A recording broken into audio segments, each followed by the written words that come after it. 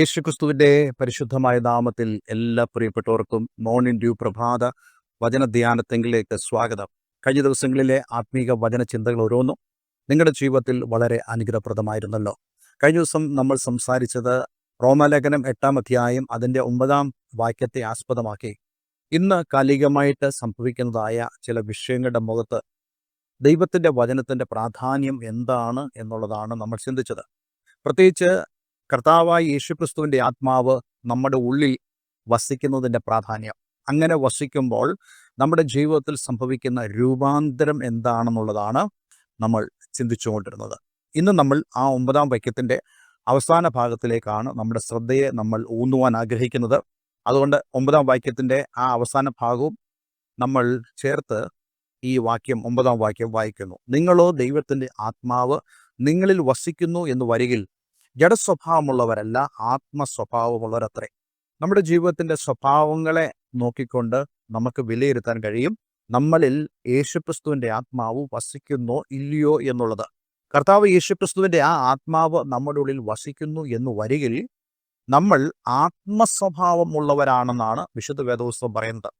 എന്താണ് ആത്മസ്വഭാവം? ഗലാത്യ ലേഖനത്തിൽ നമുക്ക് വായിക്കാൻ കഴിയുന്നുണ്ട്. ആത്മാവിൻ്റെ ഫലമോ സ്നേഹം, സന്തോഷം, സമാധാനം, ദീർഘക്ഷമ, ദയ, പരോപകാരം, വിശ്വസ്തത, സൗമ്യത, ഇന്ദ്രിജയം.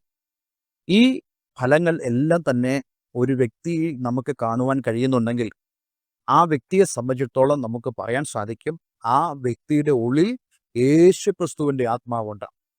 ഒരു വ്യക്തി കർത്താവ് യേശുക്രിസ്തുവിലേക്ക് വന്ന് അവൻ്റെ പാപത്തിൽ നിന്നും അവൻ രക്ഷ പ്രാപിച്ച് രക്ഷിക്കപ്പെടുന്നതായ ആ അനുഭവം അല്ലെങ്കിൽ പുതുജനനം പ്രാപിക്കുന്നതായ അനുഭവം അവൻ്റെ ഉള്ളിൽ ഉണ്ടാകുമ്പോൾ തന്നെ അതിന് കാരണമായി പ്രവർത്തിക്കുന്നത് യേശുക്രിസ്തുവിൻ്റെ ആത്മാവാണ്, ദൈവത്തിൻ്റെ ആത്മാവാണ്. ആ ദൈവത്തിൻ്റെ ആത്മാവ് ആ വ്യക്തിയുടെ ഉള്ളിൽ നിന്നും പോവുകയല്ല ചെയ്യുന്നത്, മറിച്ച് ആ വ്യക്തിയോട് കൂടെ ഇരുന്ന് ആ വ്യക്തിയെ പാപത്തെക്കുറിച്ചും നീതിയെക്കുറിച്ചും ന്യായവിധിയെക്കുറിച്ചും സകല കാര്യങ്ങളെക്കുറിച്ചും പഠിപ്പിക്കുകയും ഉപദേശിക്കുകയും ചെയ്യുന്ന പ്രവൃത്തിയാണ് കർത്താവായ യേശുക്രിസ്തുവിൻ്റെ ആത്മാവ് നമ്മളിൽ ചെയ്യുന്നത്. നമുക്ക് ഏതെങ്കിലും ഭൗതിക നന്മകളെ സാധിപ്പിക്കാനല്ല യേശുക്രിസ്തുവിൻ്റെ ആത്മാവ് നമ്മുടെ ഉള്ളിൽ കടന്നു വരുന്നത്, മറിച്ച് he shall teach you in everything, അവൻ നിങ്ങളെ സകല സത്യങ്ങളിലും വഴി നടത്തും എന്ന് കർത്താവ് യേശുക്രിസ്തു പറഞ്ഞ അതേ ഡ്യൂട്ടിയാണ് കർത്താവ് യേശുക്രിസ്തുവിൻ്റെ ആത്മാവ് നമ്മുടെ ജീവിതത്തിൽ ചെയ്യുന്നത്. അതിനുവേണ്ടി നാം നമ്മെ തന്നെ ഏൽപ്പിച്ചു കൊടുക്കേണ്ടത് ആവശ്യമാണ്. ഈ ദിവസങ്ങളിലൊക്കെ ഈ വസ്തുതയെക്കുറിച്ച് ഞാൻ ധാരാളം ചിന്തിക്കുന്നുണ്ട്. അതിൽ വളരെ പ്രധാനപ്പെട്ട കാര്യമാണ് ദൈവത്തിൻ്റെ പരിശുദ്ധാത്മാവ് നമ്മെ നിയന്ത്രിക്കുന്നത്. പലപ്പോഴും നമുക്കറിയാം, ഈ ലോകത്തിലായിരിക്കുമ്പോൾ നമ്മുടെ ജഡം എപ്പോഴും നമ്മളെ നിയന്ത്രിക്കാൻ ശ്രമിക്കും. ഈ ജഡസ്വഭാവം എപ്പോഴും നമ്മുടെ ജീവിതത്തിലുണ്ടാകും. അതുകൊണ്ട് കർത്താവ് യേശുക്രിസ്തുവിൻ്റെ ആത്മാവ് വസിക്കുന്നതായ ഒരു വ്യക്തിയും അതേപോലെ തന്നെ ആ വ്യക്തിയുടെ ജഡവും പലപ്പോഴും നല്ല ഒരു പോരാട്ടത്തിലായിരിക്കും. ഈ പോരാട്ടത്തിൽ നമ്മൾ എപ്പോഴും ആഗ്രഹിക്കുന്നത് ഈ ലോകത്തെ അനുഭവിക്കുവാനാണ്. ലോകത്തിലെ സന്തോഷം അനുഭവിക്കുക, ലോകത്തിൻ്റെ ആർഭാടങ്ങളെ അനുഭവിക്കുക, എല്ലാം തന്നെ ഏറ്റവും നല്ലതായി നമ്മൾ കാണുക, ഇതെല്ലാമാണ് നമ്മൾ ആഗ്രഹിക്കുന്നത്. പക്ഷെ ദൈവത്തിൻ്റെ ആത്മാവ് ഒരിക്കലും നമ്മെ പ്രേരിപ്പിക്കുന്നത് ഈ ലോകത്തെ സ്നേഹിക്കാനോ ലോകത്തെ അനുഭവിക്കാനല്ല. ദൈവത്തിൻ്റെ ആത്മാവിൻ്റെ ഫസ്റ്റ് പ്രയോറിറ്റി എന്ന് പറയുന്നത് ദൈവത്തിൻ്റെ രാജ്യവും നീതിയുമാണ്. നമ്മൾ പറയും, ദൈവത്തിൻ്റെ ആത്മാവേ, ഐ ആം സോറി, എന്നോട് ക്ഷമിക്കണം, എനിക്കിപ്പോൾ അത് അന്വേഷിക്കാനല്ല താല്പര്യം. I want to enjoy this world.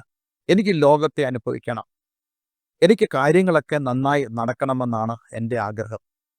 പക്ഷേ ദൈവത്തിൻ്റെ ആത്മാവ് നമ്മോട് പറയുന്നു, നീ ലോകത്തെ അല്ല സ്നേഹിക്കേണ്ടത്, നീ ദൈവത്തെ സ്നേഹിക്കണം. അപ്പോൾ ഇങ്ങനെ ഒരു ടെസ്റ്റിൽ നമ്മുടെ ജീവിതത്തിൽ എപ്പോഴും ഉണ്ട്. പലരും ഈ ഒരു വിഷയത്തിൽ വളരെയധികം ഭാരപ്പെടുന്നവരായ ആളുകളാണ്. മനുഷ്യരുടെ പല നിരാശകൾ ഇതിൽ നിന്നാണ് കടന്നു വരുന്നത്. ഞാൻ ചോദിക്കട്ടെ, ആരെങ്കിലും ഞായറാഴ്ച പള്ളിയിലോ സഭയിലോ സഭായോഗത്തിനോ ആരാധനയ്ക്കോ കടന്നു പോകാതെ വന്നപ്പോൾ നിരാശയോടുകൂടി ഇരിക്കുന്നത് നിങ്ങൾ കണ്ടിട്ടുണ്ടോ? അല്ലെങ്കിൽ നിങ്ങളുടെ ജീവിതത്തിൽ അങ്ങനെയുള്ള ഒരു അനുഭവമുണ്ടോ? തലേ ദിവസം നിങ്ങൾക്ക് ദൈവസ്ഥലിൽ പ്രാർത്ഥിക്കാൻ കഴിയാഞ്ഞതിൻ്റെ വിഷമം നിങ്ങളുടെ ഉള്ളിലുണ്ടോ? പക്ഷെ അതിനേക്കാളും വലിയ സങ്കടമായിരിക്കും ഈ ലോകത്തിൽ ഏതെങ്കിലും ഒരു ഭൗതികമായ അല്ലെങ്കിൽ ജഡീകമായ ഒരു ഉല്ലാസം നമുക്ക് നഷ്ടപ്പെട്ടു പോകുമ്പോൾ. ഇവിടെയാണ് മനുഷ്യരുടെ നിരാശ പലതുമുള്ളത്.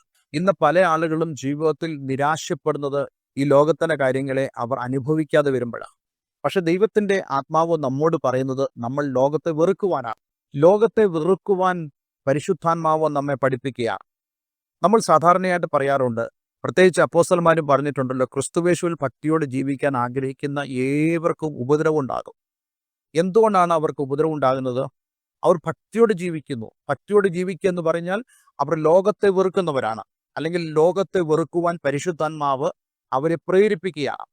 അങ്ങനെയുള്ളവർക്ക് ഉപദ്രവം ഉണ്ടാകും.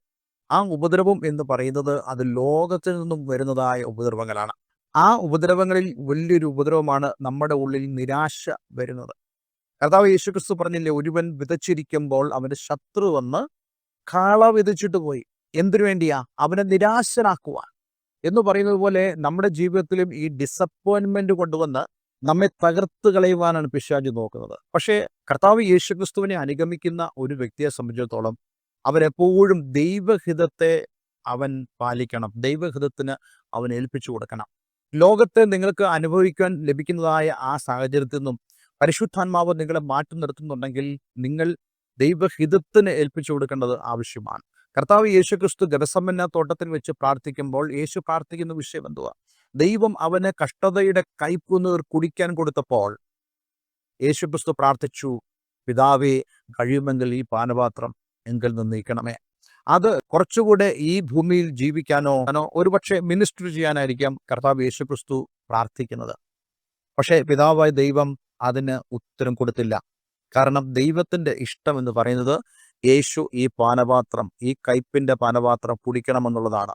അല്ലെങ്കിൽ ഈ ക്രൂശീകരണത്തിലേക്ക് കർത്താവ് യേശുക്രിസ്തു കടന്നു പോകണമെന്നുള്ളതാണ് പിതാവായ ദൈവത്തിന് ഇഷ്ടം. അതുകൊണ്ട് തന്നെ കർത്താവ് യേശുക്രിസ്തു നമുക്കൊരു ബെസ്റ്റ് മോഡൽ കാണിച്ചു തന്നു. അത് മറ്റൊന്നുമല്ല, പ്രാർത്ഥനയ്ക്ക് മറുപടി ലഭിക്കുന്നില്ല എന്ന് കണ്ടപ്പോൾ, പിതാവായ ദൈവം തന്നോട് മൗനമായിരിക്കുന്നു എന്ന് കണ്ടപ്പോൾ യേശു പറഞ്ഞു, എങ്കിലും എൻ്റെ ഇഷ്ടമല്ല, നിന്റെ ഇഷ്ടം തന്നെ ആകട്ടെ. ഇത് നമ്മുടെ ജീവിതത്തിൻ്റെ പ്രധാനപ്പെട്ട തീരുമാനമായിരിക്കണം. എപ്പോഴും പ്രാർത്ഥിക്കുമ്പോൾ ദൈവ ഇഷ്ടത്തിന് പ്രാധാന്യം കൊടുത്ത് നമുക്ക് പ്രാർത്ഥിക്കാൻ കഴിയണം. അതുകൊണ്ട് പ്രിയമുള്ളവരെ, നമ്മുടെ പ്രാർത്ഥന ദൈവം കേട്ടില്ല എന്നുള്ള നിരാശയിൽ നിങ്ങൾ ജീവിക്കുന്ന ഒരു വ്യക്തിയായിരിക്കും. പലരും അങ്ങനെയുള്ള ഒരു ജീവിതത്തിലൂടെ കടന്നു പോകുന്നവരുണ്ട്. എൻ്റെ പ്രാർത്ഥന ദൈവം കേൾക്കുന്നില്ല, ദൈവം എന്നെ മൈൻഡ് ചെയ്യുന്നില്ല എന്നുള്ളതായ പല ചിന്തകൾ നമ്മുടെ ഉള്ളിലുണ്ട്. പക്ഷേ നിങ്ങൾ ദൈവസ്ഥനിൽ പ്രാർത്ഥിച്ച ഒരു വിഷയം, ദൈവത്തിൻ്റെ പ്രവൃത്തി നിങ്ങൾ ആവശ്യപ്പെട്ടതായൊരു വിഷയം, അതിന് നടുവിൽ നിങ്ങൾക്ക് കർത്താവ് യേശുക്രിസ്തുവിൻ്റെ പിതാവായ ദൈവം മൗനമായിരുന്ന പോലെ ദൈവം നിങ്ങളുടെ ജീവിതത്തിൽ മൗനമായിരിക്കുന്നു എന്ന് കാണുമ്പോഴും ഒരു കാര്യം മറക്കരുത്, നിങ്ങൾ അപകടാവസ്ഥയിലല്ല. മറിച്ച് നിങ്ങൾ ദൈവഹിതത്തിന് വേണ്ടി ഏൽപ്പിച്ചതുകൊണ്ട് you are safe in God's hands. നിങ്ങൾ അവൻ്റെ കരങ്ങളിൽ, ദൈവത്തിൻ്റെ കരങ്ങളിൽ നിങ്ങൾ സുരക്ഷിതമാണ്. ജീവിതത്തിൽ നിങ്ങൾ അപകടങ്ങൾ മുന്നിൽ കാണുന്നതാകാം. ജീവിതത്തിൽ നിങ്ങൾ അവ്യക്തമായ ദിവസങ്ങളെ, നാളുകളെ നിങ്ങൾ കാണുന്നുണ്ടാകാം. പക്ഷേ ഇന്ന് ഞാൻ നിങ്ങളോട് പറയട്ടെ, നിങ്ങൾ നിങ്ങളുടെ കർത്താവിൽ നിങ്ങളുടെ വിഷയങ്ങളെ ഭരമേൽപ്പിച്ചൊരു വ്യക്തിയാണെങ്കിൽ നിങ്ങൾ ലജ്ജിച്ചു പോകുവാൻ ദൈവം സമ്മതിക്കത്തില്ല. എന്ന് മാത്രമല്ല, തൻ്റെ മഹത്വം അവൻ നിങ്ങളിൽ വെളിപ്പെടുത്തുവാനിടയായിത്തീരും. അതുകൊണ്ട് അങ്ങനെയുള്ള ആരെങ്കിലും ഇന്ന് ഈ വചനം കേൾക്കുന്നുണ്ടെങ്കിൽ ഞാൻ പറയട്ടെ, കർത്താവ് യേശുക്രിസ്തുവിൻ്റെ ആ വലിയ സാന്നിധ്യം നിങ്ങളുടെ ജീവിതത്തിലുണ്ട്. നിങ്ങൾ ഏകനല്ല, അവൻ നിങ്ങളോടുകൂടെയുണ്ട്. അതിനാൽ നമുക്ക് ഇന്ന് നമ്മെ തന്നെ ദൈവകരങ്ങളിലേക്ക് നമുക്ക് സമർപ്പിക്കുവാൻ കഴിയുമാറാകട്ടെ. നമ്മൾ ഇവിടെ വായിച്ചതുപോലെ, ക്രിസ്തുവിൻ്റെ ആത്മാവില്ലാത്തവൻ അവന് ഉള്ളവനല്ല.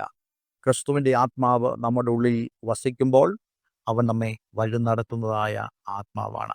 അതേ ദൈവത്തിൻ്റെ ആ ഗൈഡൻസ് നമുക്ക് ഓരോ ദിവസവും അനുഭവിക്കാൻ കഴിയും. മുള്ളുകളുള്ള സ്ഥലമാണെങ്കിലും, താഴ്വരയുള്ള സ്ഥലങ്ങളാണെങ്കിലും, കുന്നുകളുള്ള സ്ഥലങ്ങളാണെങ്കിലും നാം ഭയപ്പെടേണ്ട. അതിൻ്റെ നടുവിൽ നമ്മെ നടത്തുവാൻ കഴിയുന്ന ഒരു ദൈവമുണ്ട്. മരുഭൂമി എന്ന് പറയുമ്പോൾ നമുക്കറിയാം വളരെയധികം പ്രയാസകരമേറിയ അനുഭവമാണ്. പക്ഷേ കർത്താവിൻ്റെ സാന്നിധ്യം പകൽ മേഘസ്തംഭമായും രാത്രി അഗ്നിത്തൂണായും ഇസ്രായേൽ ജനം അനുഭവിച്ചപ്പോൾ അവരുടെ ചെരുപ്പ് തേഞ്ഞു പോയില്ല, അവരുടെ വസ്ത്രം പഴകിപ്പോയില്ല.